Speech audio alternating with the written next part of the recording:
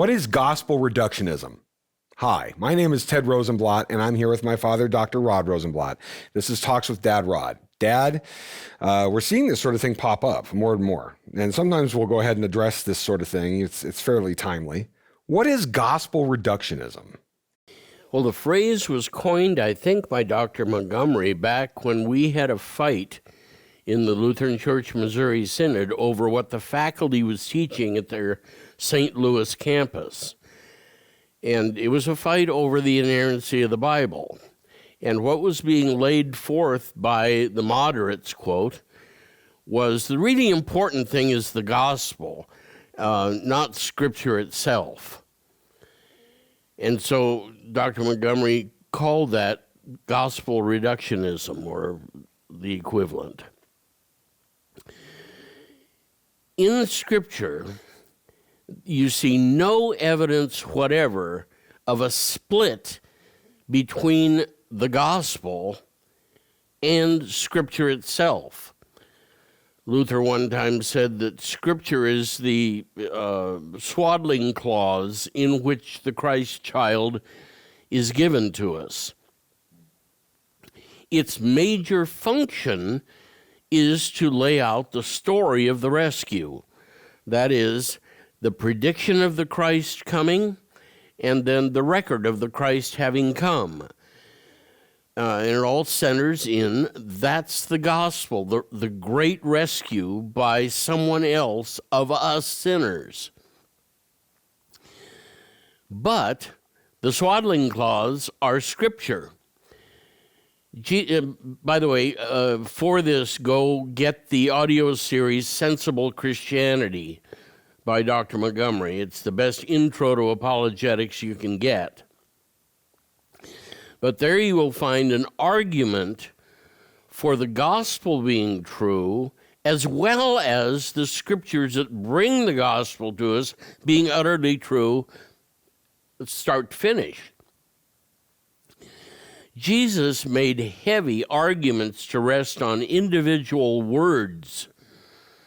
He argued with the Pharisees and the Sadducees using the text of Scripture itself as if it were totally true. Now, what do the critics do with that? They say, well, in Jesus' day, everybody thought that. Now we know better. We got wiser. Yeah. We have smarter scholars now. You cannot avoid that our guys under whom we trained are smarter than Jesus about Scripture. You can't avoid it. Now, if you want to disagree with Jesus on a religious question, go ahead, but you're on shaky ground to begin with. The critics never get that. When Jesus speaks about surpassing the surpassing the works of the Pharisees and the Sadducees. Mm-hmm. If you want to be, you better be really good at this. Right. There are certain places, especially the argument over the Sabbath, there are places where he comes within that close of saying, let me tell you what I meant when I wrote that. And they knew it. Yep. They knew what he was doing. Yep. Moses wrote of you? Yeah, I was his major subject. When I instructed Moses in the commandments. Right. It's within inches of that. So the splitting of gospel from Scripture is insane. Once you see the argument for how the two are wedded together, it becomes impossible to argue, I love Jesus, but the Scriptures suck. So let me say this. The way I see it being used is as though it's a slam, it's a throwaway slur against those who would seem to be focusing entirely on gospel at the loss of the law. So getting rid of the law gospel paradigm that we always say we hold to. Yep. And saying gospel is all we need. You know, yep. like with the advent of the New Testament, you can completely burn the Old Testament. You don't need that at all. You don't need the Ten Commandments at all. You know, there's such Marcion nonsense. Is the name associated with it. But when I see gospel reductionism in play, that seems to be the way it's used, is as though I won't. I mean, we can play the antinomian garbage claim that's bandied about, but these things are kind of lumped together in this way, as though those who focus on the gospel are somehow necessarily, and I think where I've seen it used, I don't think they would actually make the claim that it's necessarily, if you focus on the gospel, that you've lost the law. But some are tempted to just lose the law entirely, and it seems like that is another way of expressing that thought, that if we are that those who are too free with the gospel, that's the present. Let me throw out something to just consider. Lutherans are commanded to preach both. Lutheran pastors are under command to preach both law and gospel. Walther said, with emphasis on the gospel. I'm suggesting, if you take a look, that anybody who is preaching sola fide, well, be it Spurgeon or in any denomination, somebody there is going to charge them with being antinomian.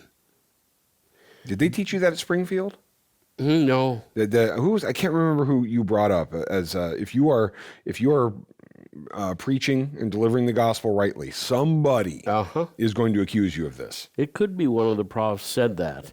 Pardon? I think it was Barnhouse. Did Barnhouse suggest that?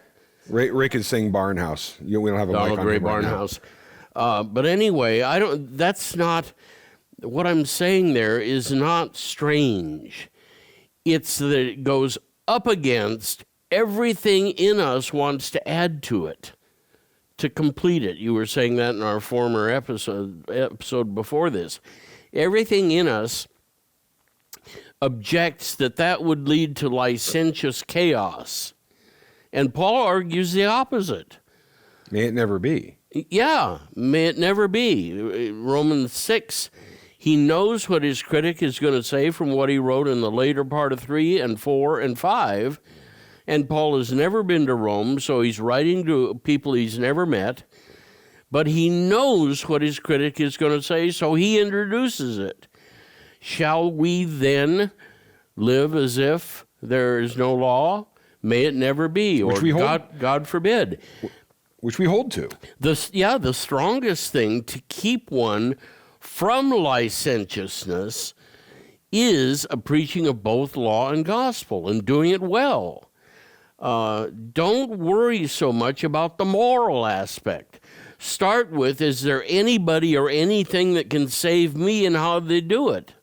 And given how absent the gospel has become from the church, the Christian church at large, sure, no better time than to refocus on the gospel, as Luther originally did in the Reformation, right? So we get to return to the Reformation, return to the gospel, and guess what?